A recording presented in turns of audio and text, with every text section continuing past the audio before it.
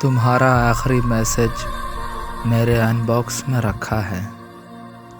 उसमें तुमने लिखा है, मुझे अब भूल जाना तुम। जुदाई फांस भी हो तो सब्र से झूल जाना तुम। मुझे अपनी कसम दी है, मेरी तो जान ले ली है, मगर मैं जान देकर भी आखिर तक निभाऊंगा। मैं तुझको भूल जाऊंगा, मगर तुमसे मेरी फ़कत ज़रा सी एक गुजारिश है।